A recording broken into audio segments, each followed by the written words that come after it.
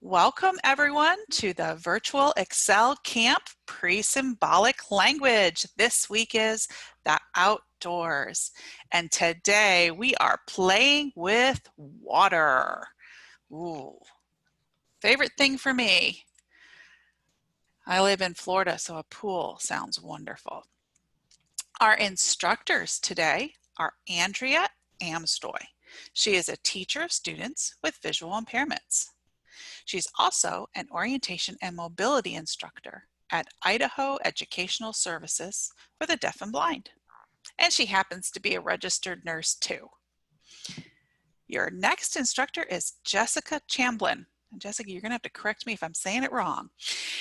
She has worked in the field of deaf blindness for 5 years in a variety of roles, including interpreter, PCA, intervener, and a teacher of students who are blind and visually impaired. She works for the Intermediate School District 917 in Rosemont, Minnesota, and is currently serving on the deaf-blind community of practice for their state. And we also have Anahit LaBarra. She is a student intern from the University of Northern Colorado, and she has been working at the Colorado Center for the Blind for the past 10 years. And I am going to stop for a minute. I have a few people that says they're not seeing anyone on their screen, and that would be because I had spotlighted a pool and I forgot to turn that off. That is my fault. So Anahit has been teaching adults, loves her job, but she is also the mom of 2 teenagers. And when volunteering at school of her own teenagers, she discovered the love of working with children. And so now she's studying to be a teacher of students with visual impairments. And as a person with a visual impairment, she is hoping to be a positive role model for her students and teach them as much as possible. So,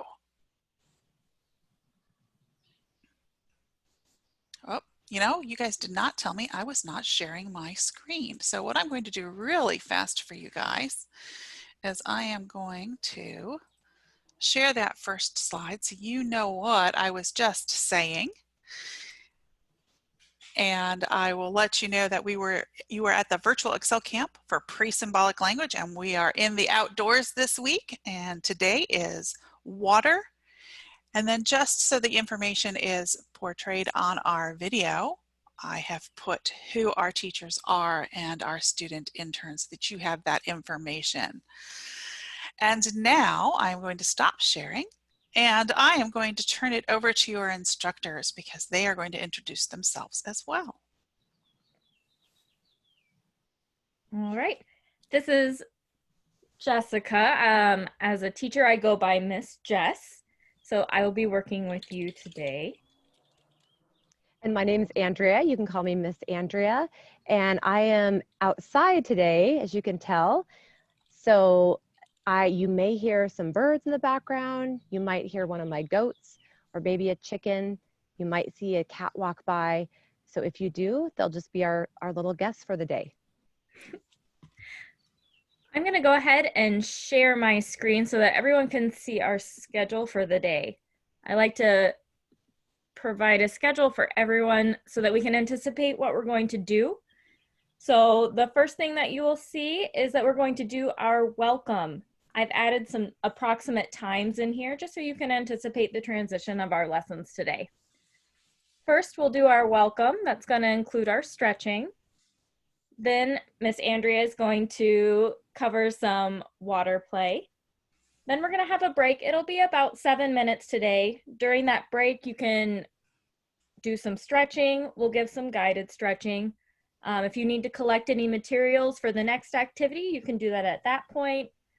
Whatever you want to do during that break is up to you. Then I will be leading our float and sink activity. And after that, we'll have all done and we'll do our stretches. So the first thing that we're going to do during our welcome, and we'll do this every day, is to stretch. I have a rubber band in my hands. So this can be our object to let us know that it is time to do stretches. If you want to hold it yourself and stretch, you can do so. If it's not very comfortable to touch the rubber band yourself, maybe someone else can hold it and you can put your hands over theirs and feel the elasticity of this stretch. So if everyone has a moment to feel our symbol that tells us it is time to stretch.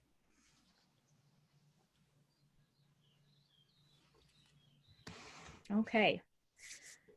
I like to do my stretches in counts of 10. So let's put both of our hands straight out in front of us as far as we can. If you want to rest them on the table, that's fine. If you want to hold someone's hands and have them help you, whatever works. Let's go. 1, 2, 3, 4, 5, 6, 7, 8, 9, 10. Perfect. Let's put our hands straight up in the air. And if you want someone to help you, go for it. If you just want to put them up a little bit, that is fine. Whatever is comfortable. And 1, 2, 3, 4, 5, 6, 7, 8, 9, 10. Nice. Our last stretch, we're gonna wrap our arms around ourselves. If you just wanna cross your arms in front of you on a table, you do that. If you wanna just put your hands on top of each other, whatever is comfortable.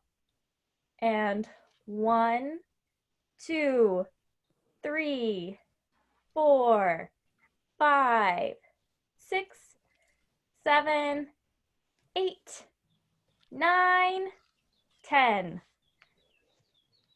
Perfect. We are settled in and ready to see what our next activity will be.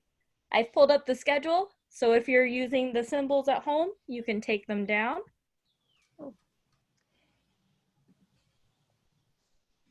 And then Leanne, would you mind pulling up my phone to show to people?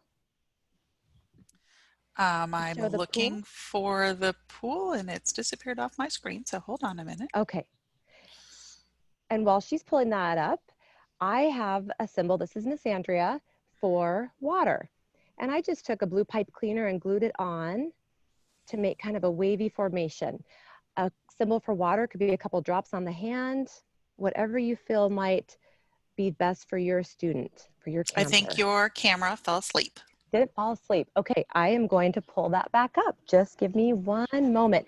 While we're doing that, I would like you guys to take a container that you may have, and I'll give you this opportunity to fill that up with water. So it could be anything. It can be a bowl. It could be a pie plate.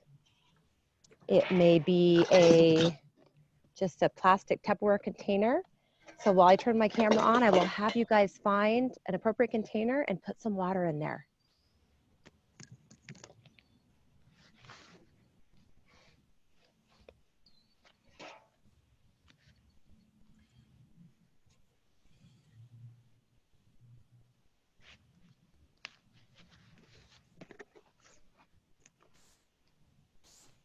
It's still a black screen, so I'm going to wait until she gets that on for you.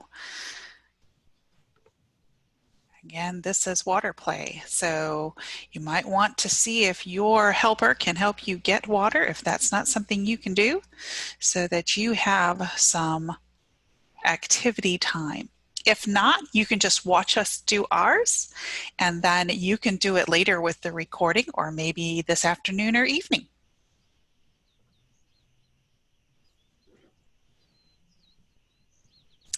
Jessica, can you show the picture that you used before for recognizing we're doing water play? What did you use? Yes, let me share that. Okay. This is the So it looks symbol like that I use for water play. This might be a sensory table. You might have done that in school before, where they fill it with water and give you a bunch of toys to play with. So I apologize, my phone, it's showing the picture of the pool, but I am going to just, I don't know why it's black on the screen. What we're gonna do, I don't know if that's something that we can we'll look at.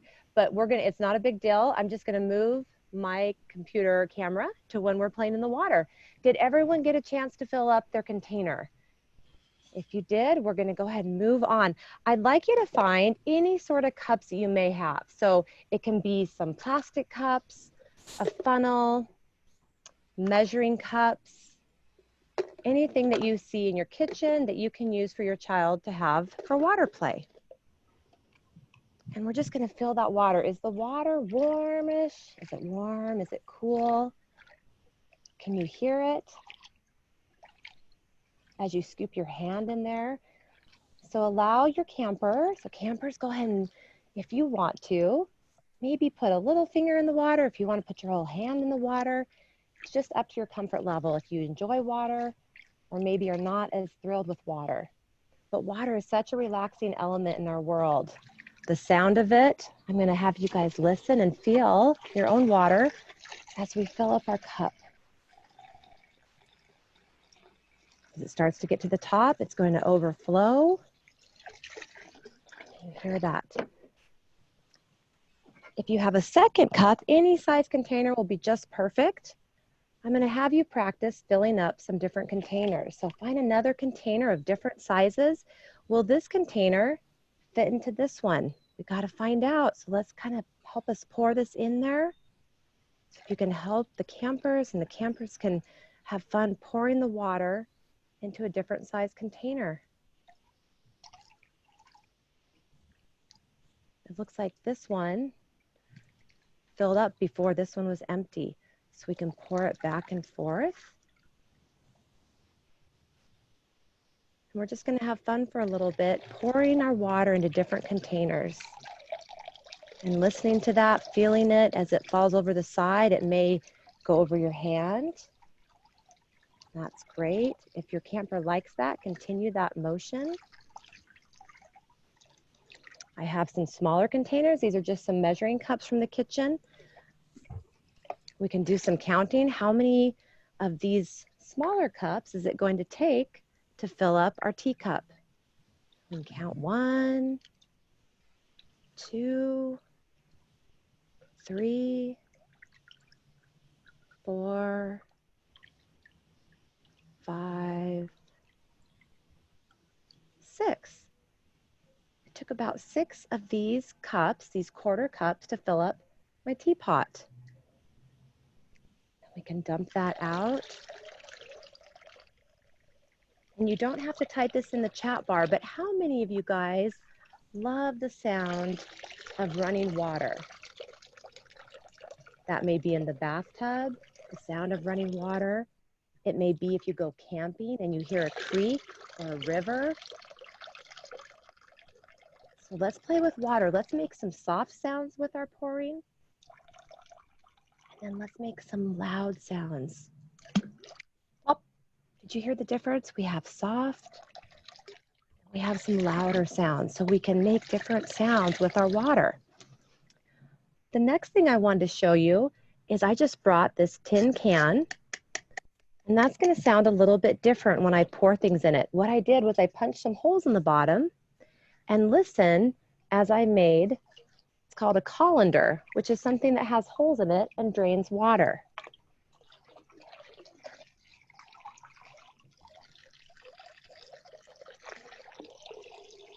As I hold it lower to the water, it slows down. When I hold it higher, it speeds up that water coming out. If you happen to have a colander, you can use something in the kitchen. It could be a bigger colander. Play around for a moment and listen to the sound of that water coming through the colander.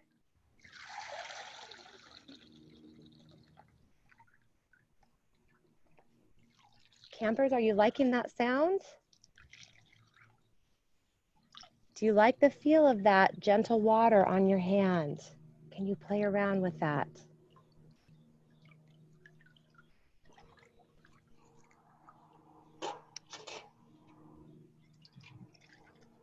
Okay, now I'd like you to listen. That was water falling into water. Now I have my pie plate, and I want you guys to listen once this airplane passes over. Do you hear that airplane in the background? Haven't had many of those lately. No, it's very rare nowadays, but we spotted one, we heard one. Okay, I want you to listen to the sound of water as it hits my pie plate.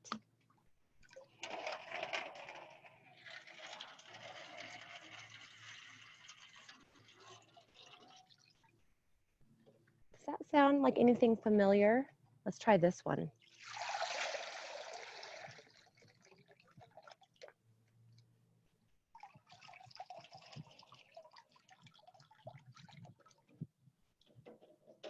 Does that sound like anything that you guys have heard before or felt before?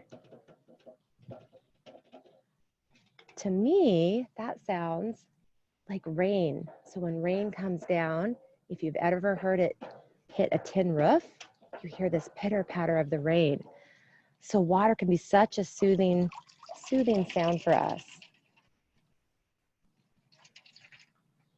So let's take a moment, just play with our water back and forth for a little bit longer, using different containers. And Miss Andrea, can I say something? You bet. So while you're playing with water, one thing that is good to think about is, this also gives us an opportunity to learn how to measure as well. So if you want to help out with cooking or anything like that, measuring is very important. So if you take a cup, that is a measuring cup, dipping it into a liquid, and then you have your measured cup. That's always great.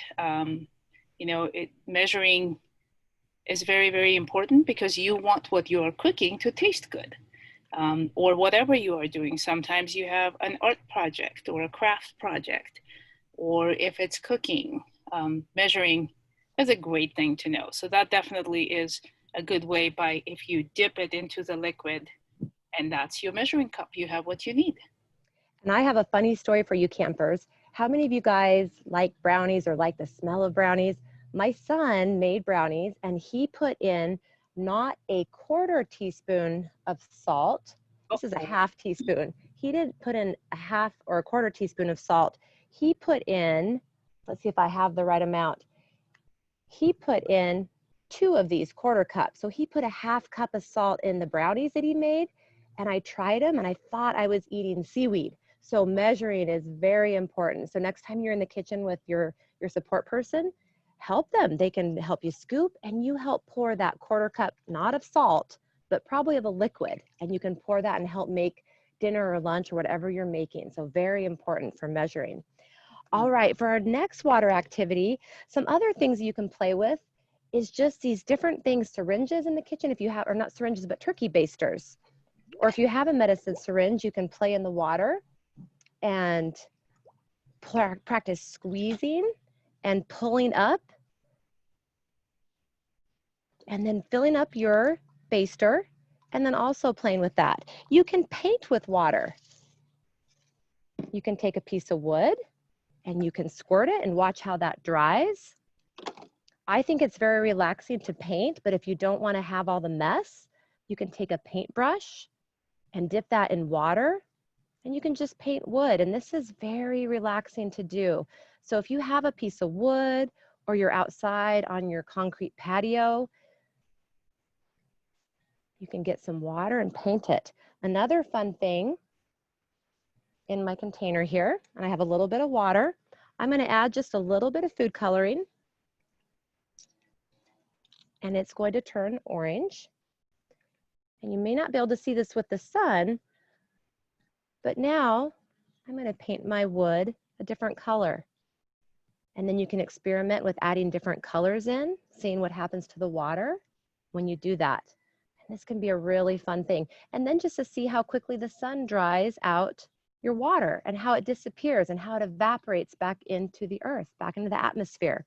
So that's another fun activity we can do with water.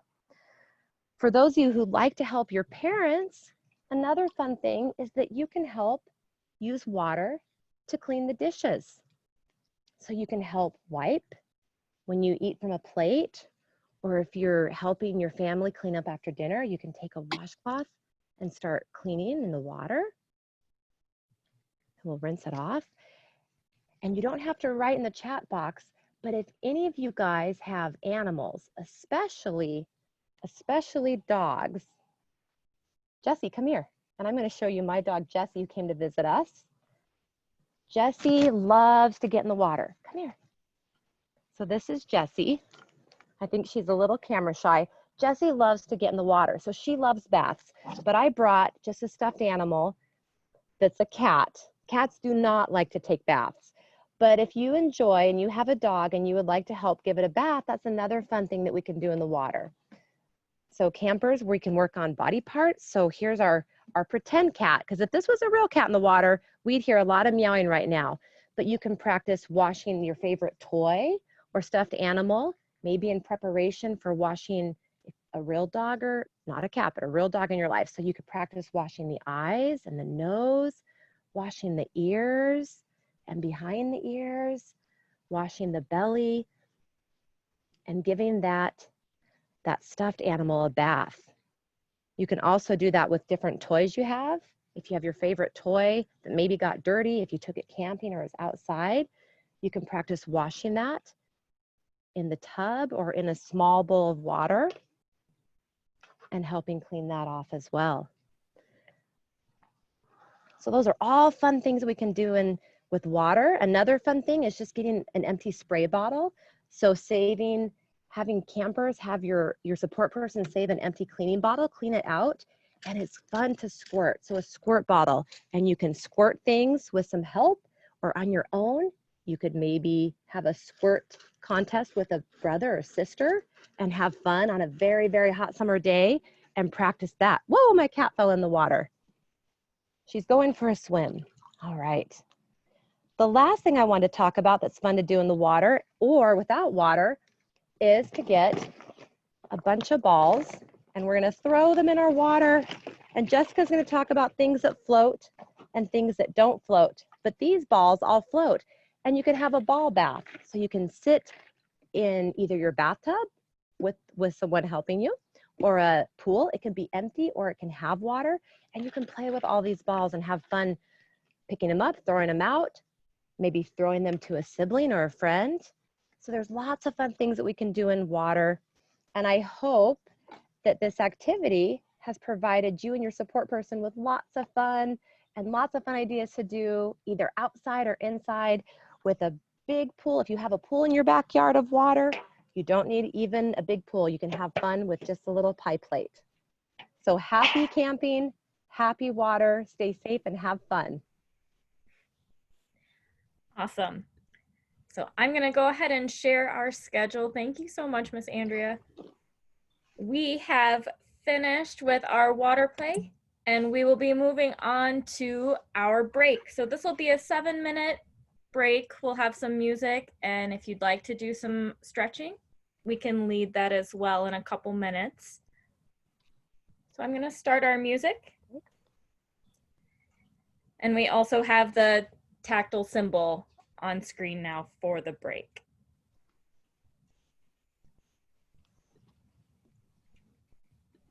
And I will start the music now.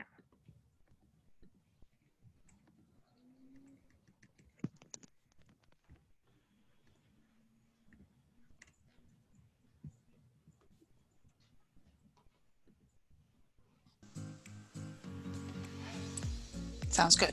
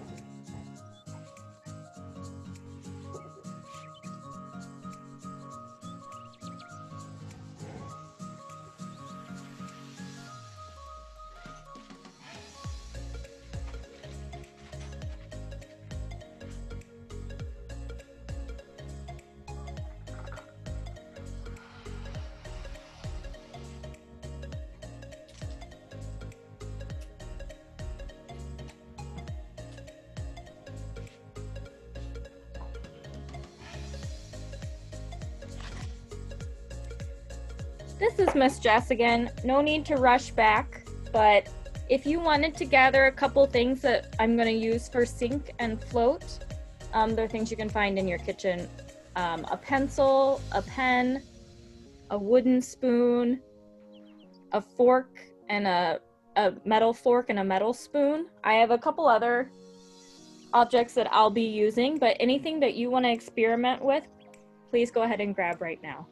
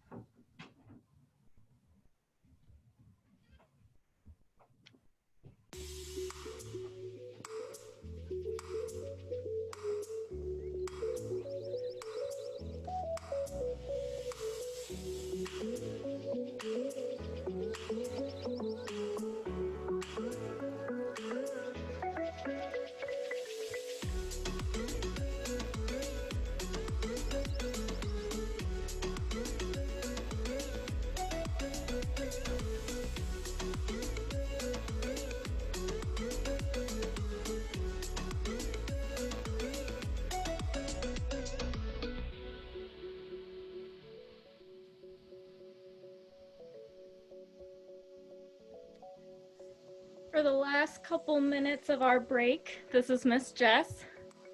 Let's go ahead and I'm gonna guide some stretching. If you wanna grab a rubber band so that we know right now, I'm gonna do some stretching and feel it stretch. I'm gonna cross my right arm to the left side of my body and hold for 1, 2, 3, 4, 5, 6, 7, 8, 9, 10. I'm gonna switch arms and put my left arm to the right side of my body. 1, 2, 3, 4, 5, 6, 7, 8, 9, 10. Let's put our arms straight out. However you want to do it, your stretch. 1, 2, 3, 4, 5, 6, 7, 8, 9, 10. Let's put our arms straight up. 1, 2, 3, 4, 5, 6, 7, 8, 9, 10. Let's put our arms straight down. You can even push them behind you if you want. 1, 2, 3, 4, 5, 6, 7, 8, 9, 10. Last stretch. Wrap your arms around yourself and give yourself a hug. 1, 2, 3, 4, 5, 6, 7, 8, 9, 10. Good job stretching. We will get ready to come back. We'll give everyone some time to make sure you are ready. So let's go ahead, and if you are back and ready, put a Y in the chat just so we are sure that we are good to go.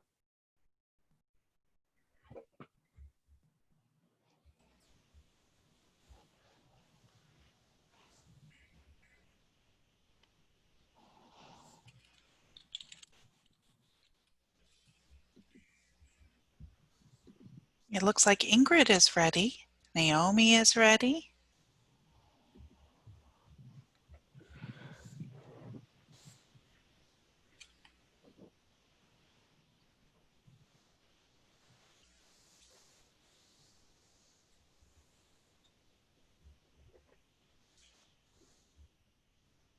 I think you are ready to get going. Perfect. So we are all done with our break. So I'm going to take that off of my schedule. And I know that the next activity is float and sink.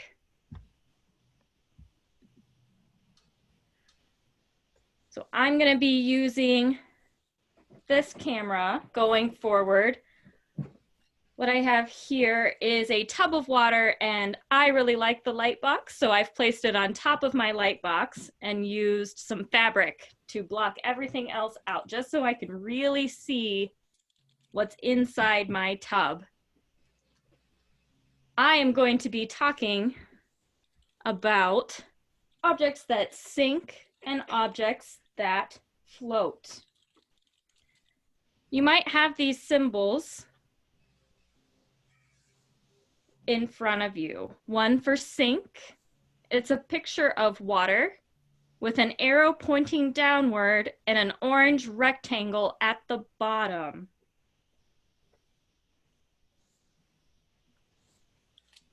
The next symbol, a picture symbol of float, which is blue water with an orange rectangle on top of the water. Some things that you could use as a tactile symbol for sink and float might be a rock or something very dense and heavy. Because when I feel this rock, I notice that it's very solid.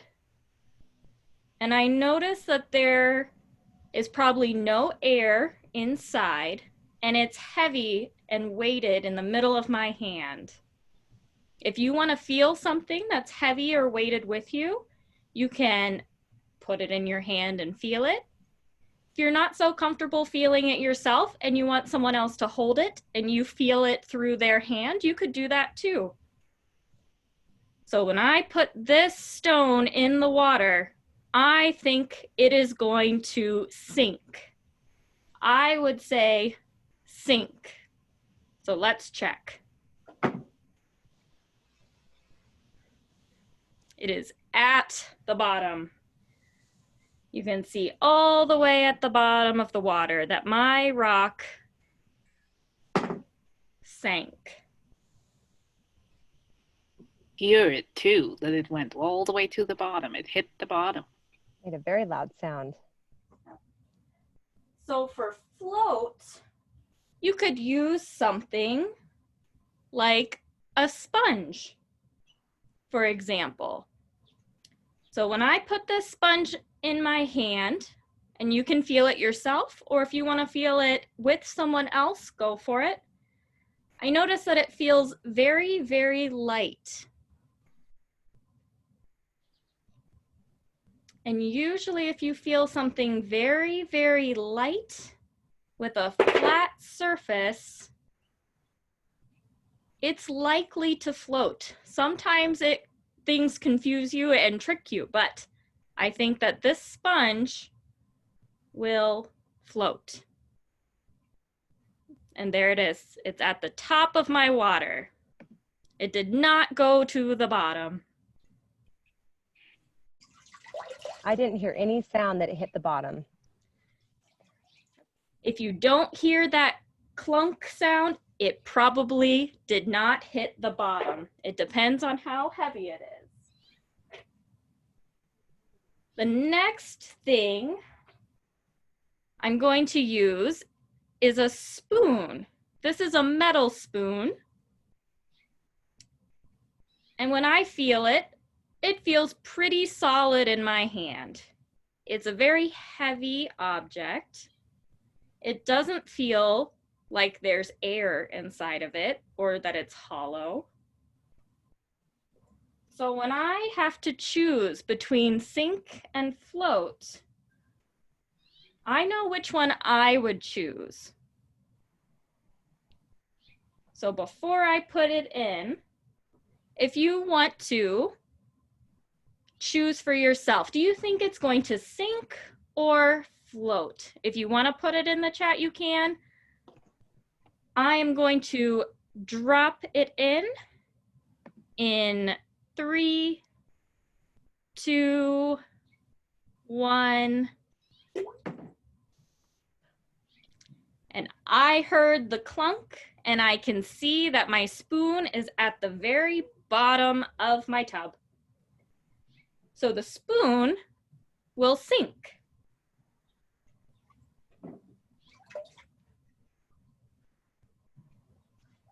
Let's try a different object. I have here a metal fork. So when I hold the metal fork in my hand, it feels very similarly to the spoon. It's made out of metal. I know that because it's cool to the touch and smooth and heavy. It doesn't feel like there's any space inside of it for air. So if I were going to choose if my fork is going to sink or float, I am going to say sink because I know that my spoon sunk to the bottom. So let's see. 3, 2, 1. And right to the bottom. I heard it hit the bottom, and I can see that my fork is at the bottom of my tub.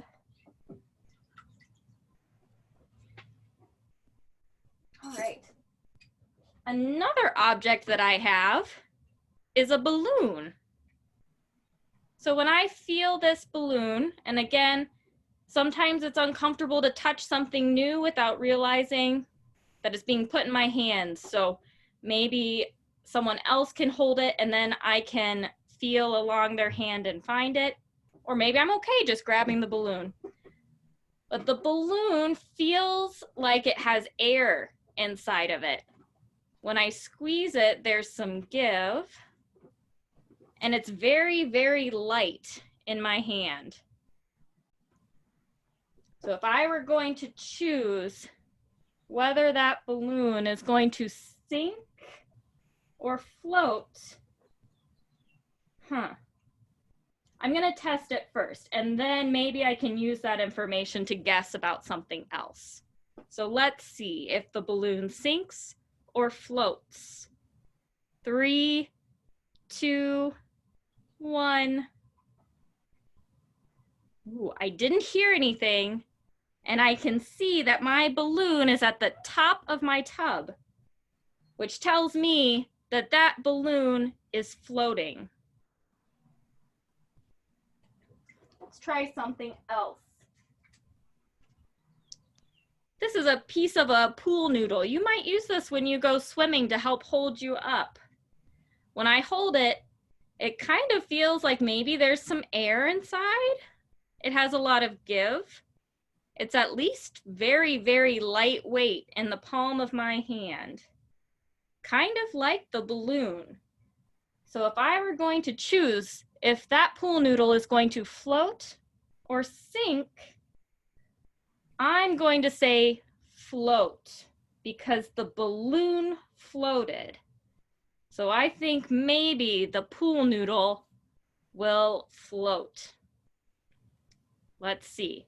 3, 2, 1. It did just what the balloon did. I didn't hear anything when it hit the water. And I can see that it's at the top of my tub.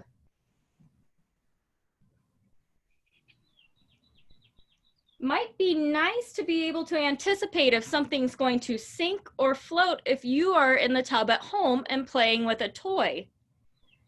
If one of the toys or a cup or whatever you're using is heavy and you drop it, that might mean you need to look at the bottom of the tub for that toy or object. If what you're playing with is really lightweight and you drop it, it might be at the top of the water, and that's where you would want to look for it. Let's do a couple more examples. I have a wooden pencil. When I feel the pencil, it's very lightweight. It's not as lightweight as the balloon. It's not as lightweight as the pool noodle, but it's not as heavy as the fork. So why don't you try and guess if this will sink or float? Let's go. 3, 2, 1. I heard a little bit of sound, but I didn't hear a clunking sound that told me it hit the bottom. And I can see that my pencil is at the top of the water, which means that my pencil floats.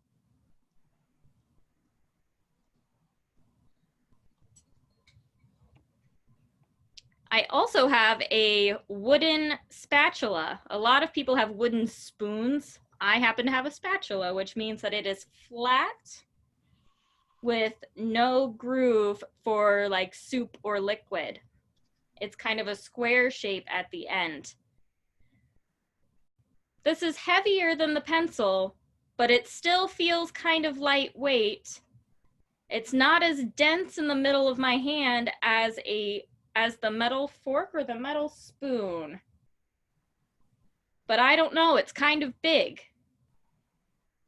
So let's see. Will it sink or float?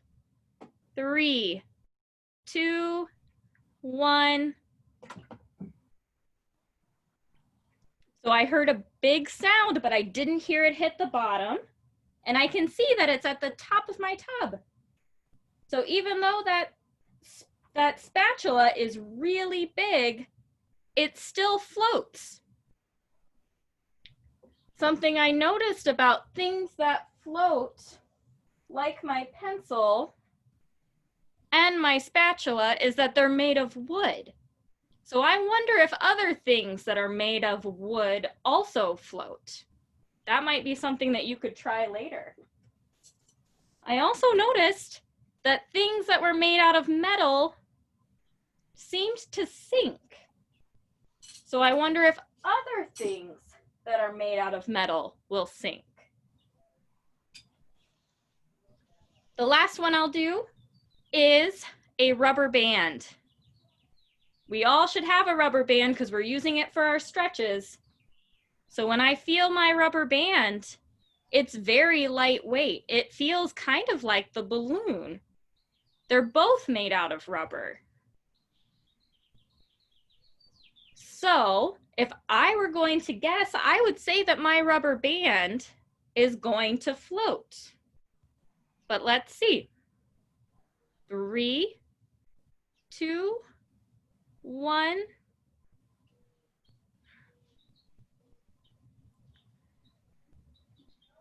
So when I look at the top of my tub, I do not see my rubber band. I thought that my rubber band would float because the balloon floated. But what actually happened is my rubber band tends to sink. It sunk to the bottom. I wonder if there's other things that you might think would float, but actually sink, or that you think would sink, but actually float.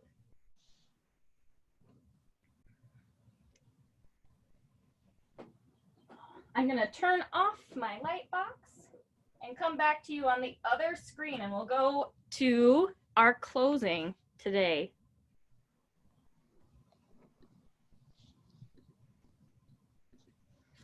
So we are finished with that activity.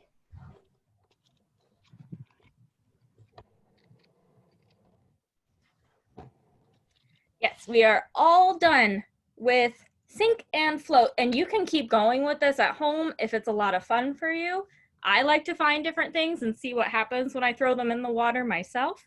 It's a good activity for swim time or pool time or bath time, any of them.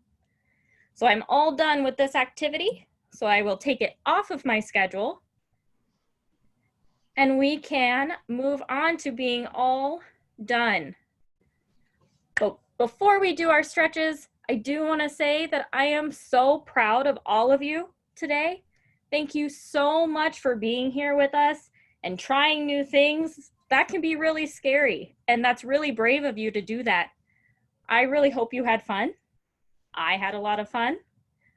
I'm sure Miss Andrea had a ton of fun, right? I had a lot of fun. I hope you enjoyed some of the different activities for water and that you can play in your kitchen sink, in your bathtub. You could do some of the pouring and then see what floats and sinks and just have fun with all of those different tools and things in your environment and home and fun in the water. Thank you for joining us today. You guys were a lot of fun and we appreciate you being here. So let's grab our rubber bands. We're gonna do our goodbye stretches. We're gonna do the 3 stretches. Arms straight out in front of you.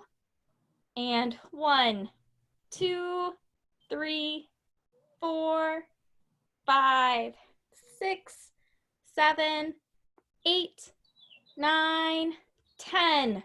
Arms straight up ahead of you. 1, 2, 3, 4, 5, 6, 7, 8, 9, 10. Last, give yourself a big hug.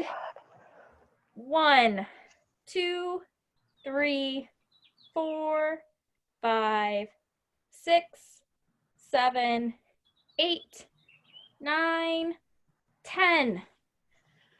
Thank you all so much. I'm sure Leanne has something to say before we close. I do. I wanted to say thank you. I hope everybody enjoyed. Now, what is our theme for tomorrow? That's right. Our theme for tomorrow is the outdoors. So if you have a chance today to go for a walk and to collect some materials from outside, see what you can find. I'm going to do that tonight. And I'm going to go on a nature walk. So think about rocks, leaves, twigs, grass, whatever you can find out in the environment that's outside. See if there's a bug, a dead bug somewhere, whatever you can find, bring that with you tomorrow. And I put some examples in the chat as well. So things could be bark, feathers, pine needles, dirt, fruits and vegetables. Who knows, maybe you have blueberries growing near you. There is a daily schedule that you can print out. That'll help you. Just so everyone knows, you might have to scroll all the way down to get the new schedule. And there will be a craft. If you want to join in, paper and glue is optional. You don't have to, but you might want to. Okay, so we hope you had a great time. Campers, if your support person says go, you don't have to stick around any longer, but we're going to stick around for any questions that we can answer. So before we do, I just want to say thank you again, and we hope to see you tomorrow.